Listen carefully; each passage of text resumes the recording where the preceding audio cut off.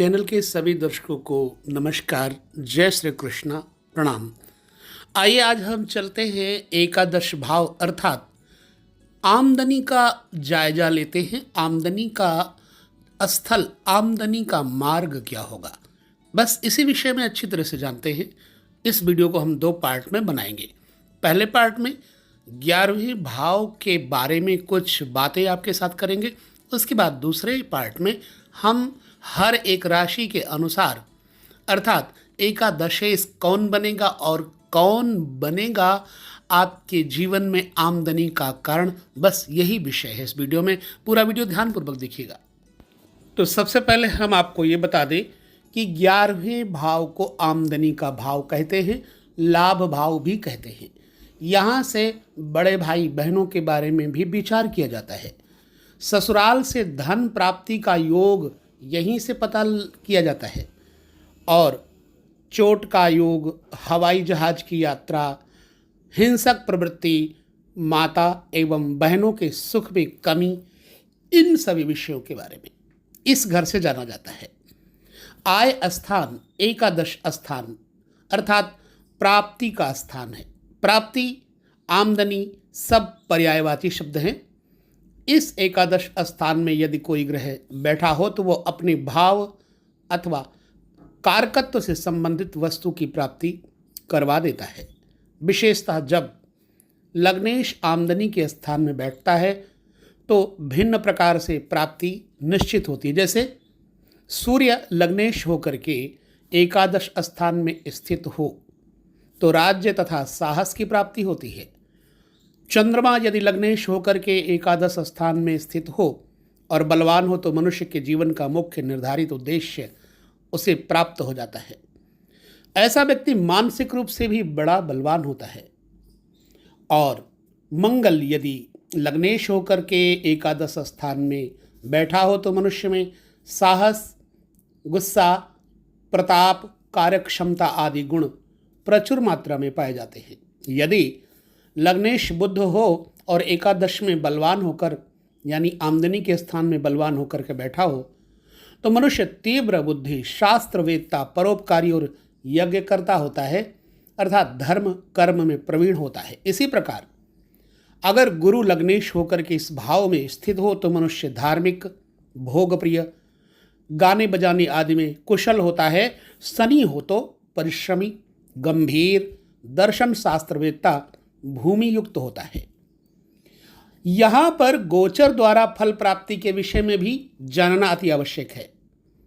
किसी भी भाव के संबंध में सफलता अथवा प्राप्ति कब कहनी चाहिए? जबकि लग्नेश उस राशि में आता है जो अभीष्ट फलादेश, अभीष्ट भावेश की राशि से अथवा नवांश से त्रिकोण में स्थित है। और जब लग्नेश अभीष्ट भाव में आ जाए तब नंबर 3 जब अभीष्ट भावेश उस राशि से गुजरता है जो लग्नेश की राशि अथवा नवांश से त्रिकोण में है। जब अभीष्ट भावेश लग्न में आए, जब अभीष्ट भावेश और लग्नेश परस्पर युक्त हों अथवा दृष्टि रखते हों, जब अभीष्ट भाव का कारक ग्रह लग्न तथा चंद्र लग्न में आए। उपरोक्त इन सिद्धांत के अनुसार यदि सप्तमेश तथा शुक्र पुरुष की कुंडली में एकादश यानी 11वें स्थान में स्थित हो तो पत्नी पक्ष से धनराशि की प्राप्ति होती है। आशा करते हैं कि यह भाषा आप समझ पा रहे होंगे। चूंकि तीसरी चर्चा में हम करते हैं बड़े भाइयों का विचार। एकादश स्थान यानी 11वां स्थान बड़े भाई का है और गुरु बड़े भाई का कारक है।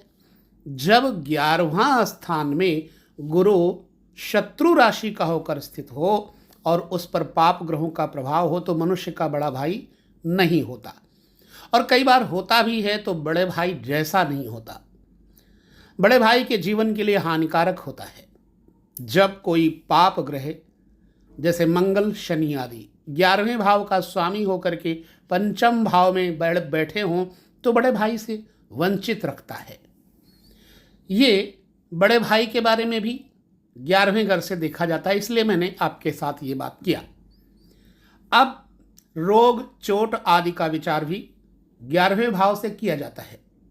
जब कोई ग्रह छठे स्थान में जा पड़े तो हम समझते हैं कि उस ग्रह के साथ छठे घर के दोषों का संबंध स्थापित हो जाता है और वह ग्रह हिंसात्मक, अन्यत्वपरक, रोगात्मक हो जाता है। इसी प्रकार ग्रह एकादश स्थान में स्थित होकर यानी 11वें भाव में स्थित होकर भी षष्ठ स्थान के दोषों को ग्रहण करता है। जैसे अष्टमाधिपति यदि एकादश स्थान में स्थित हो यानी 8वें घर का स्वामी 11वें भाव में स्थित हो तो मृत्यु चोट से होगी, ऐसा समझ लेना चाहिए। हाँ, इतना अवश्य है कि मंगल तथा षष्ठेश का संबंध अष्टम भाव के साथ अवश्य होना चाहिए। इसीलिए जब लाभाधिपति तथा षष्ठाधिपति दोनों मिलकर अष्टम भाव में अष्टमाधिपति के साथ बैठे हों तो मृत्यु, चोट, प्रहार आदि से होती है, क्योंकि लाभाधिपति छठे से छठे एकादश भाव का स्वामी होने के कारण छठे जैसा ही फल करता है। अक्सर हम त्रिषडायस की बात किया करते हैं। जिस भाव का स्वामी 11वें स्थान में बैठ जाए, मान लो चौथे भाव का स्वामी 11वें में बैठ जाए, तीसरे भाव का स्वामी 11वें में बैठ जाए, तो उन संबंधियों की आयु तथा संख्या में वृद्धि होती है। मान लो तृतीयाधिपति 11वें घर में हो यानी तीसरे भाव का स्वामी 11वें घर में हो तो छोटे भाइयों की दीर्घायु होती है और वे संख्या में कई होते हैं। यहां से हवाई यात्रा का विचार किया जाता है। जब एकादशेश यानी 11वें भाव का स्वामी सप्तमेश तथा तृतीयेश का परस्पर घनिष्ठ संबंध रहता है तो वायुयान द्वारा यात्रा करने के अवसर प्राप्त होते हैं, क्योंकि ये तीनों वायु स्थान हैं। ये हो गई हवाई जहाज की यात्रा की बात। बायां बाजू यानी बायां हाथ, लेफ्ट हैंड, एकादश भाव बायां हाथ यानी बाजू है। लग्नेश से मिलकर लाभेश का काम करता है। यदि लाभेश तथा लग्नेश शुभ ग्रह होकर के जैसा कि धनु लग्न में होता है, पंचम भाव तथा उसके स्वामी को देखें तो पुत्र का विशेष हित अपने हाथों करवाते हैं। इसके विरुद्ध यदि एकादशेश तथा लग्नेश पापी ग्रह हों जैसा कि मकर लग्न में होता है तो उनकी पंचमेश पर दृष्टि से मनुष्य परिवार नियोजन के विचारों वाला होता है, छोटा परिवार, और स्वयं ही पुत्र जन्म में बाधा डालता है। इस प्रकार अन्य भावों पर भी एकादशेश और लग्नेश की सम्मिलित दृष्टि का फल समझ लेना चाहिए। ग्रह की मूल्य यानी वैल्यू वृद्धि, एकादशेश अगर शुभ ग्रह हो तो वह जिस भावेश पर अपना प्रभाव डालेगा उसको मूल्यवान अर्थात वैल्यूएबल बनाएगा। और यदि वो शुभ ग्रह धनेश भी हो जैसा कि कुंभ लग्न वालों के लिए गुरु और सिंह लग्न वालों के लिए बुध होता है, तब तो ऐसे गुरु अथवा बुध की किसी भावेश से युति अथवा उस पर दृष्टि उस भाव के मूल्य में बहुत ज़्यादा वृद्धि कर देती है। जैसे कुंभ लग्न हो और गुरु तथा शुक्र दशम स्थान में बैठे हों तो मनुष्य के पास बहुमूल्य कारें, बंगले, जायदाद आदि सुख सामग्री होती है। चूंकि यह विषय इतना महत्वपूर्ण है कि आप बिना रुकावट के पूरा वीडियो ध्यानपूर्वक देखिएगा। तो लाभ भाव के स्वामी और उस भाव के कारक, 11वें भाव का कारक कौन है यहां आपको बता देते, बृहस्पति है।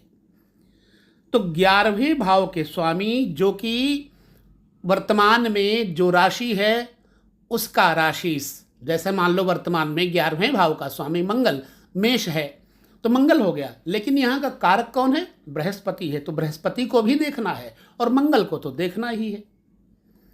अर्थात लाभ भाव के स्वामी तथा उस भाव के कारक गुरु की युति अथवा दृष्टि से वस्तुएं बहुमूल्य हो जाती हैं।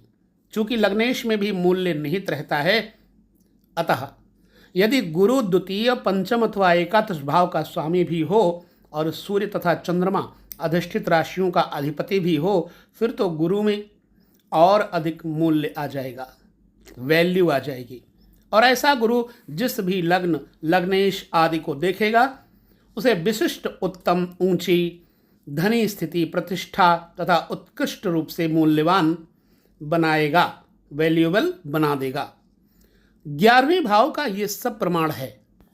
जब लग्नेश लग्नाधिपति की महादशा हो और ऐसे ग्रह की भुक्ति हो जो लाभेश ही की भांति लग्नेश का शत्रु हो, तो ऐसी दशा अंतरदशा में मनुष्य को बहुत शारीरिक कष्ट होता है।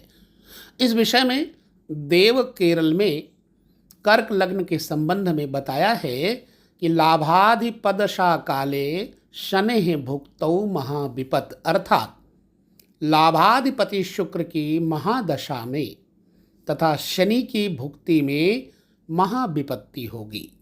स्पष्ट है कि शुक्र और शनि दोनों कर्क लग्न के लिए क्या हैं, पाराशर्य मत के अनुसार पापी माने गए हैं और दोनों लग्नेश चंद्रमा के शत्रु हैं। तो ये बातें रहीं 11वें भाव के बारे में विशेष रूप से जानने के लिए। अब हम 11वें भाव में मेष से लेकर मीन राशि तक यदि आपके ग्रह बैठे हैं तो उसके अनुसार क्या लाभ क्या हानि मिलेगी, कौन सा ग्रह आपका लाभेश होगा और उस लाभेश ग्रह पर किसकी दृष्टि होगी, इसके अनुसार हम चर्चा करेंगे, लेकिन अगले पार्ट में, दूसरे भाग में। इस वीडियो में बस इतना ही। नमस्कार, जय श्री कृष्ण, प्रणाम।